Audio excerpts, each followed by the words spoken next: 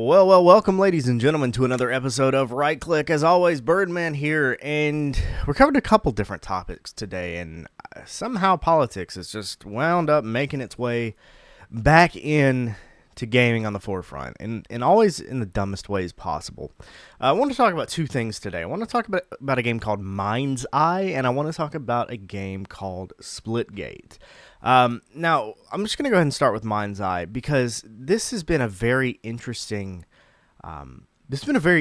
development process. Here's what I want to talk about Mind's Eye for, though. There's a specific reason. So Mind's Eye was created by former Rockstar developers. Rockstar is a development company, and Rockstar is known for some of the biggest games, most well-loved games potentially ever created, or at least up there. We're talking the likes of Red Dead Redemption, Grand Theft Auto. Those are two of just massive names. Well, they left, and they created a developer called Build a Rocket Boy, which is kind of a funny name. But also, it's one of those things with those kinds of with that kind of resume and repertoire, you would think, okay, this game is going to be impressive. Now, it's built on our Unreal Engine 5, and we've kind of talked about Unreal Engine 5 before. I mean, UE5 is one of those unique... It's unique because, one, it's free. I actually have it on this computer. I've done some development on UE5.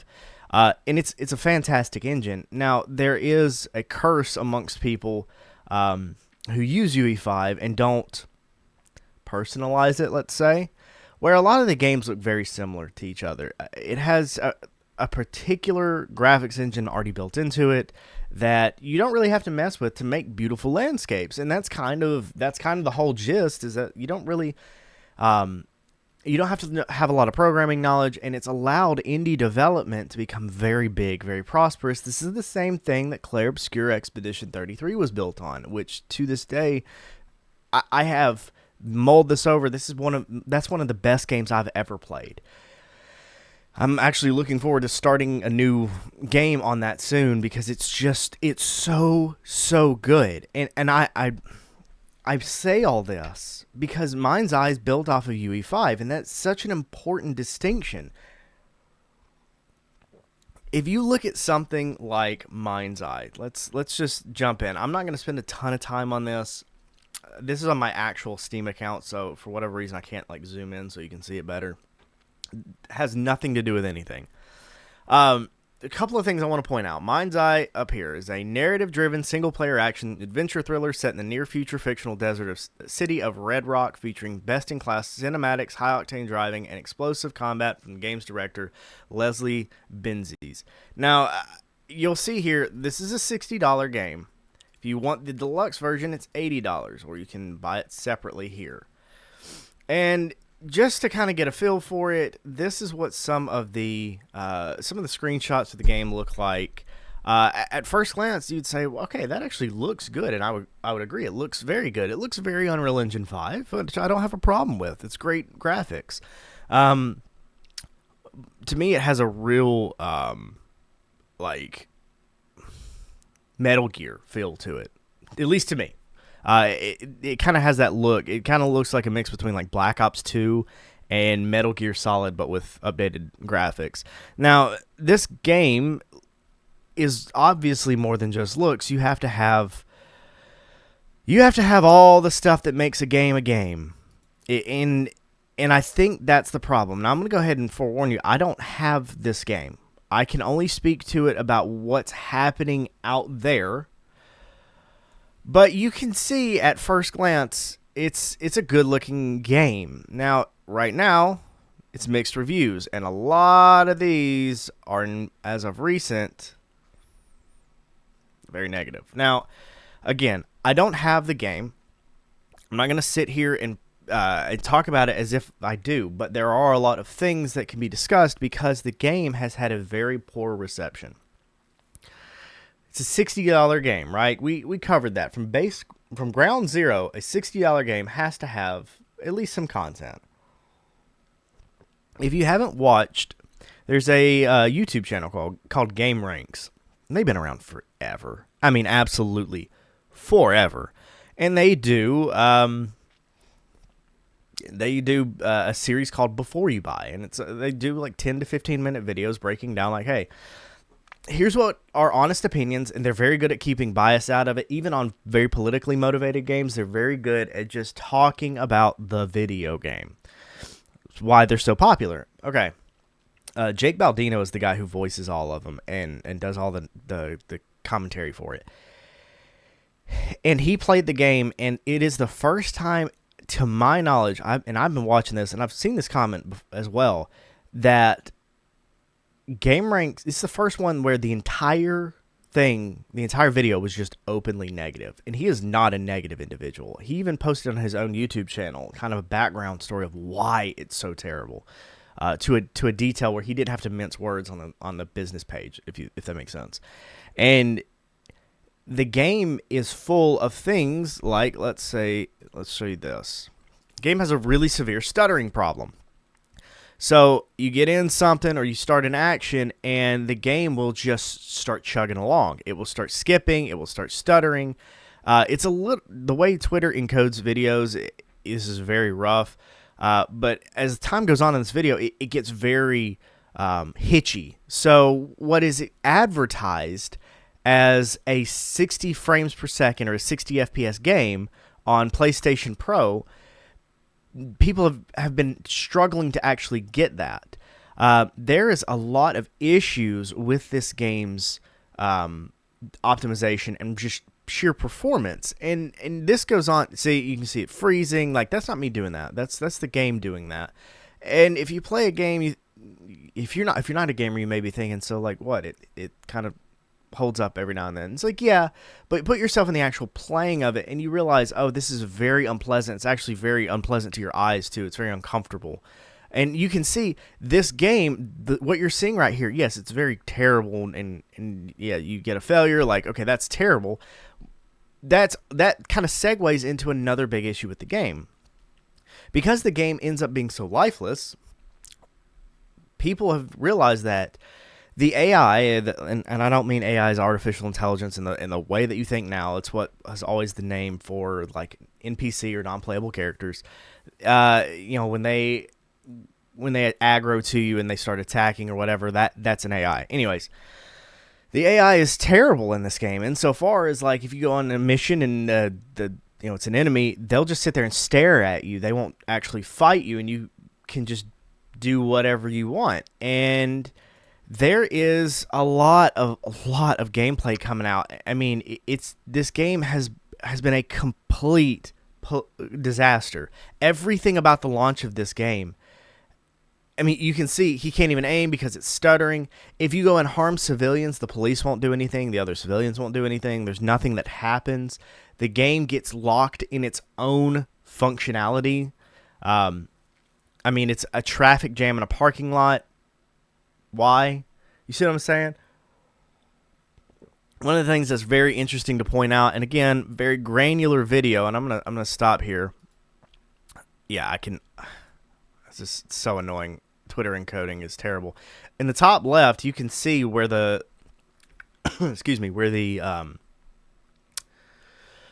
the text turns this like salmon pink color. The first one is FPS, and you see to the right of that it says 40 FPS. And I want to make something very clear here. The green is his graphics card. That's the new AMD Radeon RX 9070 XT. That is a good card. He's also running a 9800 X3D. That's the newest CPU. That's like arguably the best CPU on the market, or at least top 3. And he's barely hitting 40 FPS, and as things go on, it's just sitting there jumping. He's up to 49. Great. What I'm getting at is this game is a mix of really, really bad optimization and performance and lifeless. It's built, that Red Rock or whatever they're calling the town is built around Las Vegas. That's kind of their whole shtick, is that it's Las Vegas. Okay, great. Sure, whatever. But the problem is, it's a pretty city, but you can't interact with anything in it. And that's the one thing that keeps coming up, is that it's just there's nothing to do.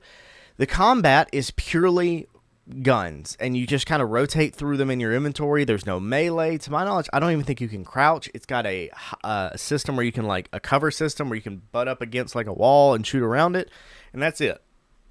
I keep hearing that the AI is repetitive. There's nothing here that stands out. And why am I bringing this up as a topic? Well, it all leads to really this one little nugget. I talk about passionate development, and these are people who have the credentials, that have the resume to make world-class games, and this game isn't anything but, and it's not at a premium price, but $60 is not chump change. It's just not. It's not fair to ask people for $60 when the game fundamentally doesn't work. Well, okay. This is how far it's gotten. I'll make this last point before we move on. This game has gotten so much feedback and so much flack, and it's not people just saying, like, okay, this game just isn't good. The game doesn't perform to a degree where it's almost false advertisement. I have never seen this to this degree. Sony is allowing on PlayStation refunds for Mind's Eye. I'm sorry. I am stunned by this. Master of Moogles posted on the Mind's Eye subreddit I believe a day ago. PlayStation support have refunded the game with 0 issues, and they said that they're aware of the game's optimization and are investigating the situation. The only other game they've ever said this for was Cyberpunk 2077, which was delisted for 6 months. And this is a screenshot from a PlayStation support conversation. The game is, and this is what the player said, the game is advertised on the official PlayStation launch trailer with 60 FPS footage as Pro Enhanced, but that's incorrect. The support agent responds with, "It seems you were correct regarding optimization for this game. The situation is currently under investigation, but in the meantime, let's proceed with your refund request." Okay, seriously, it's got to be said. If your game is so bad, is so poorly optimized, that it cannot stay on PlayStation Store, who Sony has a very, very, very, very strict refund policy. Xbox is not as strict. Steam is definitely not as strict. Sony to have this reaction is extremely telling on the quality of game that Make a Rocket Boy made. These people had every tool in their arsenal, and this was just a passionless game. And it's really hard to see that. Especially for me, considering Red Dead Redemption 2 is one of my favorite games of all time. On Challenger Gaming Network, I did a video breaking down, it was kind of a love letter to Red Dead Redemption 2. Because in my opinion, it is one of the best games, if not the best game ever created. And I'm not turning this into a Red Dead Redemption 2 review or anything like that. But when you compare and contrast the same, obviously it's not the exact same individuals, but the same credentials of the individuals, then you start to realize, okay, there's a disconnect here. And this is why indie development is becoming so popular. And these guys are losing that indie title to some degree because they're former Rockstar employees. Now, they did it independently, don't get me wrong, but that's not really the point. They've taken advantage of people who expect better, to be honest with you. And it is hard to see. It is. Anyways, I want to move on here because this one is very interesting to me. So there's a game that came out years ago called Splitgate. Splitgate was it's a first-person shooter. You know me. First-person shooters are my bread and butter. Their whole gist of it was a mix between Call of Duty and Halo, and then they brought in portals from, like, the game Portal. So you have 2 portals, certain areas in the map you can put them on. You can put one here, and then you can go through it and come out the other side. Okay, great. It's a very simple concept. The game didn't last long. I really liked it, but they didn't put a lot of content into it. And that was a huge bummer for me because that game I found it to be fun, but again, it needed something. and it gave practically nothing. Okay, well, Splitgate 2 came out, and I got to tell you, I've had an absolute blast playing this game. And I mean, I have thoroughly enjoyed it, especially with X Defiant shutting down. This game has been a breath of fresh air, especially because right now I pretty much refuse to play Call of Duty, especially considering I play on PC, and the hacker problem is just, it's gotten bad enough that people can get into your computer, remote into your computer through the lobbies. It's insanity. I don't even know. Activision should be ashamed of themselves. Anyways, they're not. They're shameless. Splitgate has kind of picked up a lot of that mantle because they are, frankly, the only other FPS option out there other than the finals and kind of Rainbow Six, where it's just a first-person arena shooter. And that, to be fair, they did it very well. Now, I'm not here to break down the game. That's my little opinion that I'll throw out because it has some great stuff. But in the Summer Games Fest last week or this Monday? Might have been this Monday. No, it was last week. Anyways, Summer Game Fest is where a lot of big-name companies announce the new stuff that they're working on and the new game that they're coming out. I think Black Ops 7, the new Call of Duty, was announced at the end of that. It doesn't matter. Ian Pro, I don't know how to pronounce his name. He's got like a Cajun name or something like that. Ian, the CEO, and co-founder, took the stage at Summer Games Fest. And this is where this drama rolls in, because this is so stupid. He wore a hat that's a MAGA, like the Make America Great Again parody hat, which there's a buttload of these, mind you. He wore this, and it says Make FPS Great Again. And I saw that, and because I wasn't directly just thinking politically, I found that to be freaking hilarious, because it's true. I saw X Defiant die, and it was a good game. I love the finals. It's a great FPS. What are we doing? Anyways, they announced that they launched a Battle Royale, which is good. And he did, to be fair, kind of slam a lot of slammed Call of Duty and stuff like that. And he said, I grew up playing Halo, but I'm tired of playing the same Call of Duty every year, and I wish we could have Titanfall 3. And then he announced a Battle Royale. Now, I want to make something very clear before we move on, because I'm not going to spend a whole bunch of time on this, because this is honestly retarded. Two things. I genuinely love Splitgate 2. I have had a blast playing it. I played the beta season where you got a bunch of stuff for it, and then it rolled over into the official release. I've had a blast playing this game. And on its face, Make FPS Great Again, I agree with wholeheartedly. It has nothing to do with MAGA. If that's what your first inclination is to, you need genuine therapy or straitjacket. Anyways, this game is fantastic. However, this is a multifaceted issue. And here's why I say that. Ian went out there with this hat on, which I agree with. And he said, so he had 30 seconds to say what he wanted to say. And he said he had a lot to say and couldn't get it all out. I grew up playing Halo. I'm tired of playing the same Call of Duty every year, and I wish we could have Titanfall 3. And he talks about how unoriginal the industry is. And now, to be fair, in a first-person shooter, having the portals thing, having that kind of Halo movement and stuff like that, he's right. Like that's good. That's good alteration to a winning formula. But you cannot go out and bash the industry, or at least this FPS section of the industry, and then on its tail go, so we've released a Battle Royale. And if you don't understand why that's kind of ridiculous, Battle Royales have been the hype train for years now.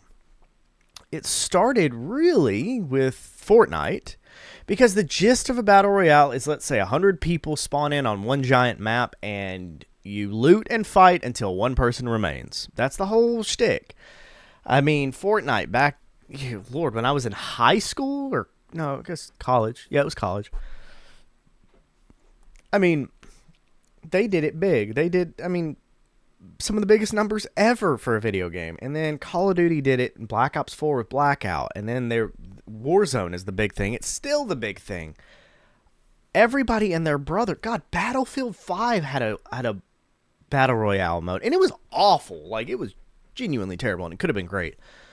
My point with this is that, like, this is not a new thing. Now, to their credit, the way that they did this Battle Royale is unique, but it's still a Battle Royale. Like, it's not that unique. You can't sit here and bash the industry and go, oh, well, here's a Battle Royale because we're unique. So we did the same thing everybody else is doing. Halo's been talking about putting one in. Now, obviously, Call of Duty's got one. Fortnite. I mean, the list goes on and on and on and on. And it's very hard to sit here and try to defend this guy when he's doing stuff that I agree with, like to make FPS great again. Like, that's freaking hilarious.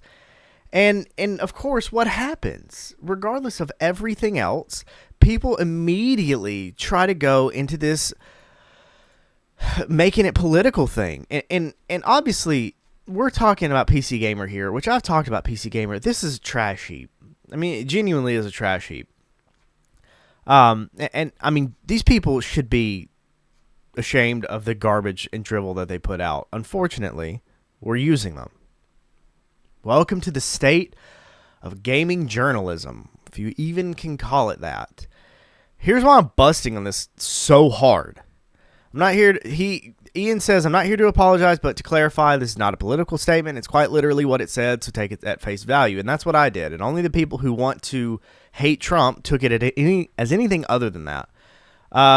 And he's right. The state of multiplayer FPS games is tragically stale. We hope to fix that, whether you want Arena, Battle Royale, Onslaught, or map creators. Okay, fine. Now, again, making it hard to defend. As soon as this update came out, people went into the store. This is a free-to-play game, mind you. The shop refreshed, and an $80 bundle was there. And it was bizarre. I mean, it was super bizarre because it was just like a regular skin with some gun skins and stuff like that. I was like, okay, it's cool. $80 for this, even in a free-to-play game, is insane. Call of Duty's not even doing that. And Call of Duty is exploiting their player base through the store with zero question. And you do this? They ultimately, after all the apology came out, dropped it down to $45. Okay. Ian, the Splitgate boss, kept saying, I'm not apologizing for this, I'm not apologizing for this, and then 3 days ago, he apologized for this. Splitgate 2 boss apologizes for the division caused by his MAGA-style hat, but still insists it wasn't meant to be political. There's division in the community, and for that, I'm truly sorry. And this is exactly what you think it is. People being really mad that his hat had a MAGA connection, and people are just, and this is why PC Gamer is trash. He did not say one way or another whether he personally supports Trump and the MAGA ideology, but apologized for creating division in the Splitgate community. Dude, what in the name of God are we doing? If this is seriously where the route of gaming has gone, we are screwed. And I'm sorry, we really are, because this is so obnoxious. This has absolutely nothing to do with anything. People who are focusing on this hat are so damn delusional that they have completely lost touch with reality. If this is genuinely your concern, oh my God, man. Seriously. And here's the crazy part. There were a lot of people that came to his defense and said exactly what I was saying. And people were very proud of him for not apologizing. And you know what happened the moment he apologized? If you go on Steam's charts right now, the game, oh my God, the game immediately dropped in player base because people were banking on him not apologizing because it's such a stupid thing to apologize for because it has absolutely nothing to do with politics. And the dude apologized anyways, and people were banking on him not doing that. And he did it anyways. This is the problem with making absolutely everything political, or not being able to separate yourself from politics because you were so conceited and delusional that everything has to be that way. And that's why this friggin' podcast exists, and I wish it didn't. And that's the crazy part. I wish it didn't, solely because the entire point is to discuss garbage like this. And we will never reach a point where we don't have to talk about this kind of stuff so we can fight back against it. It's the same thing Riley Gaines is doing with men and women's sports. It's the same fundamental mentality. You don't have to make everything political. You don't have to make everything delusional. But if you cannot separate reality from delusion, you get, well, exactly what's happening with the riots in LA right now. Yes, let's loot the Nike and Apple stores for immigration. Like, you're out of your friggin' mind. This is so ridiculous. On every single standpoint of this is ridiculous. Because there's absolutely no reason on God's green earth that a genuinely solid game should be steeped in political controversy because a guy wanted to make fun of the industry for being stale and trying to go against it. Whether or not he is successful doesn't matter. It does matter in the grand scheme, but conversationally, it absolutely doesn't matter, because what matters is exactly what we talk about all the time on here. Somebody has to speak up, somebody has to grow a pair, and somebody has to get out there and do something about it, even if it's pissing off the right people. Black Ops 7 was just announced. Nobody is looking at that and going, okay, yay, it's the savior of Call of Duty. Everybody's sitting there going, oh God, is anything going to come of this? Nobody trusts it. Nobody has any confidence or any faith in the gaming industry to actually do something that's apolitical and passionate. Nobody does. Nobody. And when somebody tries to do it, people try to find ways to cancel them because they try to get politics involved. The dude didn't even make a political statement. People are just so strung up on trying to justify their very loose moral and intellectual standing that they use this to justify that. And it's pathetic. This is why, granted, we see it a lot on the right, but this is why the left is so memed on, to be honest with you, because this level of delusion takes effort. This is malignant narcissism to the nth degree, and it's pathetic because it's a freaking game. It doesn't have to be this way, but it is this way. And for what? To what quality? To what end? There's none. There's none. Boy, that was a little soapbox. That one got me geared up. But seriously, what are we doing? And why? Because it's a good game. And it's what this industry needs. And look at where it's gone. I have to leave it. I'm going to sit here. I'm going to hemorrhage. But seriously, it's pathetic. And honestly, I don't know that this guy dropping a battle royale and doing some things that are not exactly revolutionary are going to prove his point. I think he's done some stuff that actually is proving his point. I think the Portal Arena is fantastic. And it is a fresh take on a stale industry. But, dude, if everybody is so keyed up on making everything hyper-political, no industry, nowhere, is going to make any strides for improvement. That's just how I feel.